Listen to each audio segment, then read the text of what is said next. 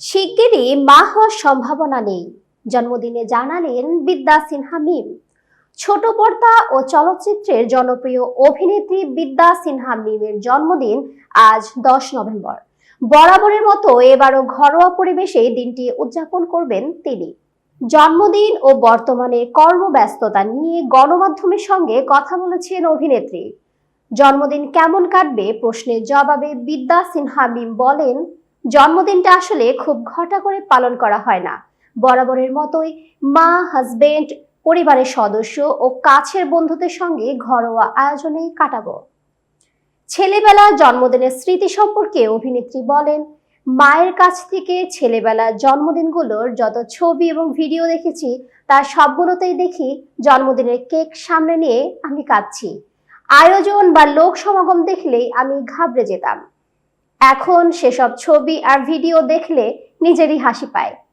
বর্তমানের ব্যস্ততা কি নিয়ে জানতে চাইলে মিম বলেন, বিভিন্ন ব্র্যান্ডের বিজ্ঞাপনের শুটিং নিয়ে বর্তমানে ব্যস্ত আছি। তাছাড়া বেশ কিছু নাটকেরও কথা হয়ে আছে। দেশের অস্থির পরিস্থিতির জন্য সেগুলোর শুটিংও পিছিয়ে গিয়েছিল। আশা করছি শিগগিরই সেগুলোর কাজ শুরু হবে। পরাণ এবং দামাল এর মতো হিট ছবির পরও নতুন চলচ্চিত্রে দর্শকরা আপনাকে পাচ্ছে না কেন জানতে চাইলে তিনি বলেন, আমি মূলত অভিনয়কে গুরুত্ব দিয়ে কাজ করি। গল্প ও চরিত্র ভালো লাগলে আমি কাজের গতি এবং আগ্রহ বেড়ে যায়। বিশেষ দিবস উপলক্ষে কিছু নাটকেরও কাজ করি, তবে আমার শুরু সিনেমা দিয়ে, তাই সিনেমাটিকেই বেশি করতে চাই। এটি ঠিক, আমি অভিনয় করতে পছন্দ করি, তা যে মাধ্যমেই হোক। আমার দর্শক এবং ভক্তরাই আমার অনুপ্রেরণা, আমার শক্তি।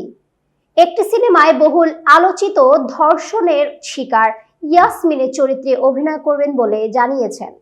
সেই সিনেমাটির খবর কি জানতে চাইলে মিম বলেন, সত্য ঘটনা অবলম্বনে আমি ইয়াসমিন বলছি নামে এই সিনেমাটি তৈরি হওয়ার কথা রয়েছে।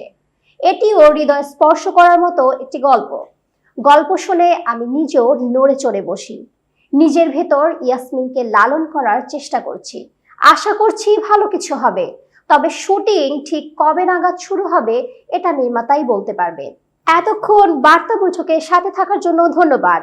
নতুন নতুন তথ্য ও সংবাদ পেতে বার্তা বৈঠকের ইউটিউব চ্যানেল ও ফেসবুক পেজের সাথেই থাকুন।